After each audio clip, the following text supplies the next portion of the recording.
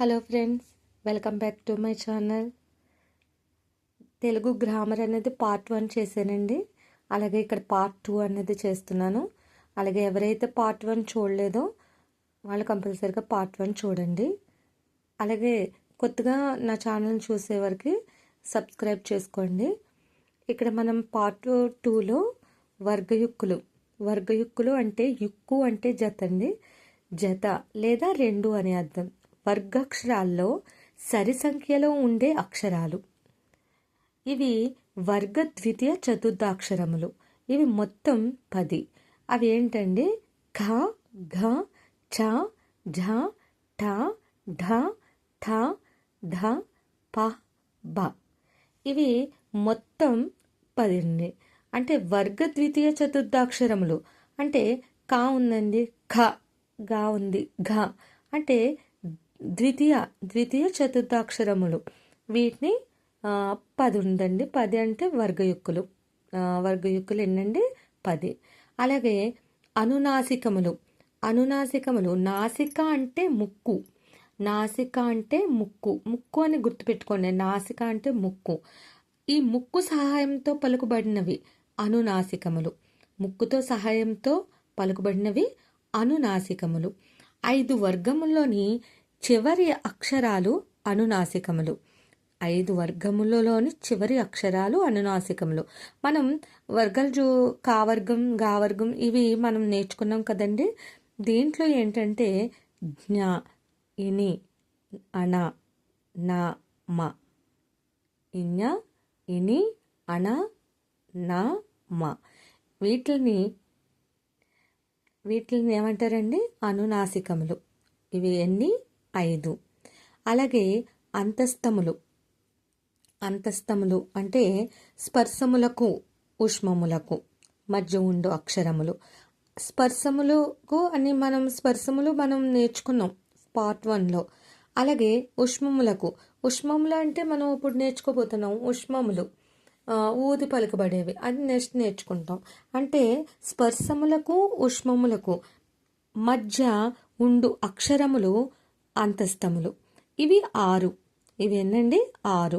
అవి యా, రా, బండీరా, లా, అళ, వా. వీటిని అంతస్తములు అని పిలవచ్చు. అలాగే ఇక్కడ మనం ఉష్మములు ఇందాక చెప్పాం కదండి. స్పర్శములకు ఉష్మములకు మధ్య ఉండు అక్షరములు అంతస్తములు.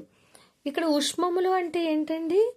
ఉష్మములు ఊది పలుకుబడినవి. బాగా గుర్తుంచుకోవచ్చండి. ఇది ఉష్మములు, ఊదడం అంటే ఉష్మములు ఊది పలుకబడినవి. ఇలా బాగా గుర్తుంటుందండి. మనం కీవర్డ్స్ అంటే మనకి బాగా గుర్తుంచుకోవటానికి మనం ఇలా గుర్తుంచుకోవచ్చు బాగానే. ఉష్మములు ఊది పలుకబడినవి ఉష్మములు. ఇవి ఎన్నండి? 4. స, ష, స, హ. అలాగా మనం ఊది పలుకుబడినవి కాబట్టి ఉష్మములు ఎన్నండి? అవి 4. అలాగే ధృతము. నకారానికి ధృతము అని పేరు. అంటే అవసరం లేనిచో కరిగిపోవునది అంటే లోపించేది అని అర్థం. ధృతం అంటే ఏంటండి? అవసరం లేనిచో కరిగిపోవునది అంటే లోపించేది అని అర్థం. ఉదాహరణకి చేసెన్, వెళ్ళెన్, పూచెన్ అని పిలుస్తారు. అంటే ను, ని వీటిని. అలాగే తెలుగు వ్యాకరణలో పదాల చివర ఉండే నా కారం ను ధృతము అంటారు.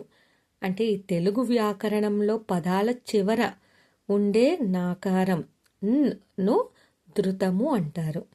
ఇక్కడ మనకి ధృత ప్రాకృతికము ఉందండి. ఇక్కడ ధృతము చివరి గల పదాన్ని ధృత ప్రాకృతికము అని అంటారు. ఏంటండి? ఇక్కడ ధృతము చివరి గల పదాన్ని ధృత ప్రాకృతికము అని అంటారు. అవి అనెన్, కనెన్ ఇవన్నీ నకారం అంటే ధృతం చివర కలిగినవి కావటం వలన ధృత ప్రాకృతికములు. ఇక్కడ అవి ఏంటండి అనెన్ కనెన్ ఇవన్నీ నకారం ధృతం చివర కలిగినవి కావటం వలన ధృత ప్రకృతికములు, వీటిని ధృత ప్రకృతికములు అంటారు. అలాగే ఇక్కడ నెక్స్ట్ వచ్చి కళలు. ఏంటండి కళలు. కళలు ధృత ప్రకృతములు కాని శబ్దములు కళలు. ఈ కళలకు చివర నకారం ఉండదండి. ఈ కళలకి చివర నకారం అనేది ఉండదు. అంటే ఉదాహరణకి రాముడు, రాములు, హయము, విష్ణువు ఇలా మొదలుగునవి ఎగ్జాంపుల్స్. అలాగే ఇక్కడ ఉభయాక్షరములు. ఇక్కడ ఇంకో వేరే టాపిక్ ఏంటంటే ఉభయాక్షరములు. ఇక్కడే ఉభయాక్షరములు అంటే తెలుగు భాషలో అచ్చులు హల్లులు, తెలుగు భాషలో అచ్చులు హల్లులు రెండిటితోనూ కలిసి వాడే అక్షరాలను ఉభయాక్షరాలు అంటారు. అంటే అచ్చులు వాడతాం, అలాగే హల్లులు వాడతాం. అంటే ఈ రెండిటితోనూ కలిసి వాడే అక్షరాలను ఉభయాక్షరాలు అంటారు. ఇవి మొత్తం ఎన్నండి 3. ఇక్కడ 3 ఏంటి? 0, అరసున్నా, విసర్గం. అంటే 0 అంటే ఏంటండి? పూర్ణబిందు 0. అరసున్నా ఇలాగ ప్రాచీన రూపం. అంటే ప్రాచీన రూపంలో అరసున్నాని వాడేవారండి. ఇప్పుడు వాడుకలో లేదు, కానీ అరసున్నాని ప్రాచీన రూపంలో వాడేవారు. అంటే పద్యాల రూపంలో కవులు వాడేవారు. అలాగే విసర్గం. ఈ అక్షరాలు స్వతంత్రంగా కాకుండా అచ్చుల తర్వాత లేదా హల్లుల కింద చేరి ఉచ్చరింపబడతాయి. ఇక్కడ ఏంటండి? ఈ అక్షరాలు స్వతంత్రంగా కాకుండా అచ్చుల తర్వాత లేదా హల్లుల కింద చేరి ఉచ్చరింపబడతాయి. ఇక్కడ చూడండి, ఇక్కడ బాగా అర్థమవుతుంది. 0 అంటే పూర్ణ బిందువు. ఎగ్జాంపుల్స్ ఏంటండి? కమ్, గమ్, జం. కమ్, గమ్, జం.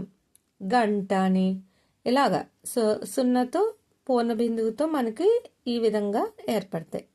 అరసున్నా ఖండ బిందువు. దీన్నే అరసున్నాని ఏమంటారండి? ఖండ బిందువు.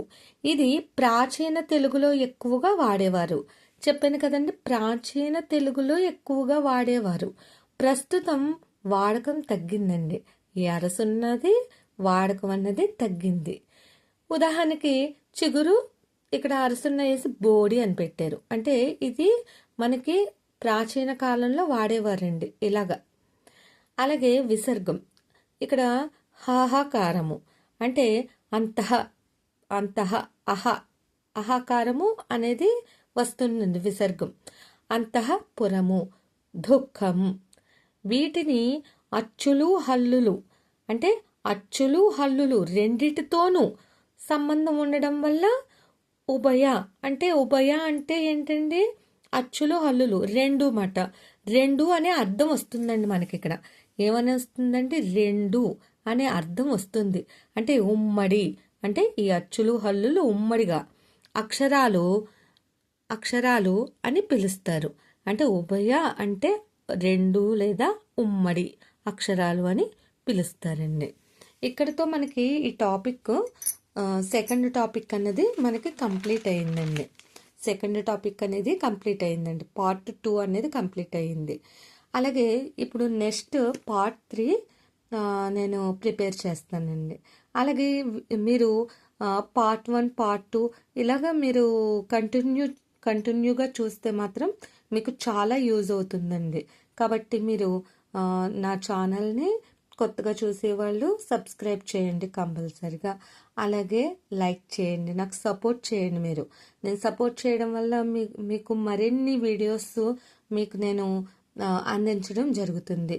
థ్యాంక్ యూ అండి. Thank you very much. Bye.